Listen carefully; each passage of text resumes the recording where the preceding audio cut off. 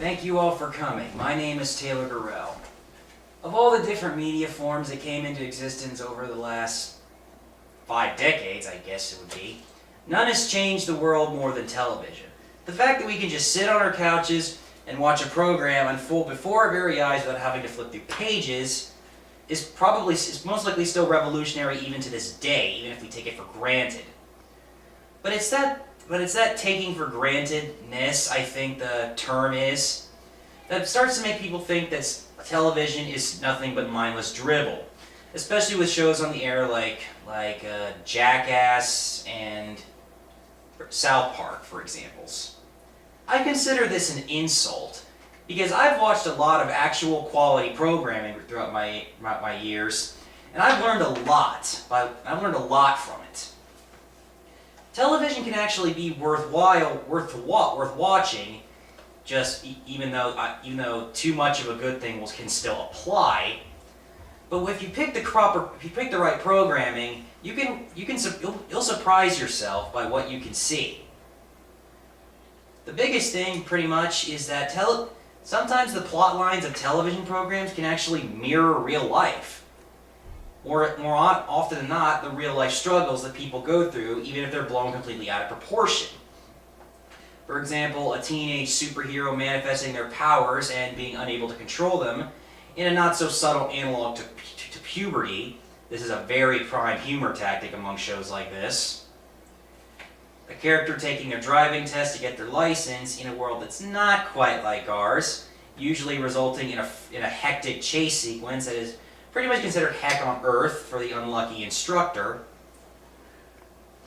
Or the ever so lovely Christmas-oriented plot line of wanting to purchase a gift for someone but not having the cash, so being forced to do odd jobs or actually find a real job to raise the money, which both in the shows and in real life is not easy. Some programs even tack morals onto their stories to help you realize what's right and what's wrong, and more often than not, this can work very well. But you got to be careful because sometimes they can either be a broken Aesop, meaning the characters don't practice what they preach, making it fall flat on its face, or be family unfriendly Aesops, which means they are flat out wrong, even the morals themselves are wrong. It's become such a prime form of television that it even has its own category, slice of life, where it mimics the mundane nature of real life.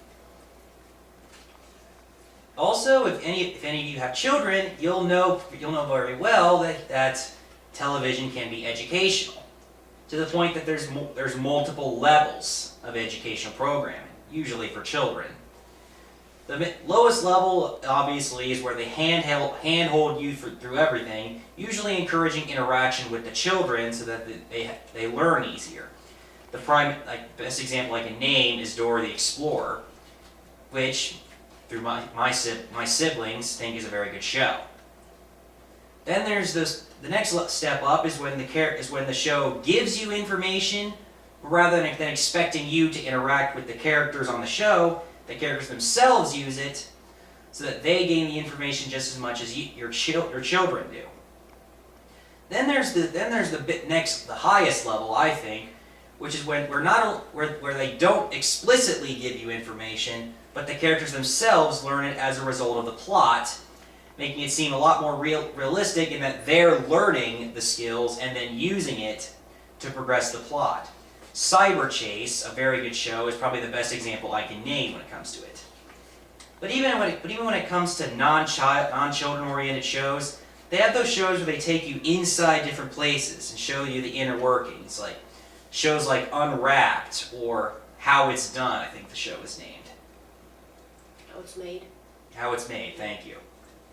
Sometimes the educational value can take a backseat to the actual genre of the show, action, humor, whatever. But sometimes it's there, and it's almost a Chekhov's gun when you think about it, where it's there, but you don't think it's insignificant, only for it to come right back and wow, I didn't realize I need that. And sometimes the educational values can even be taken advantage of in terms of the genre. From in a humor show, the character could give a miniature physics lesson right before dropping an anvil on someone's head, making it both funny and brilliant. But despite those two, another major thing that can actually really help you is that television in itself can also be a bonding experience with your fellow human beings. Some shows out there have fandoms that are absolutely huge, such as popular shows like The Walking Dead and Breaking Bad.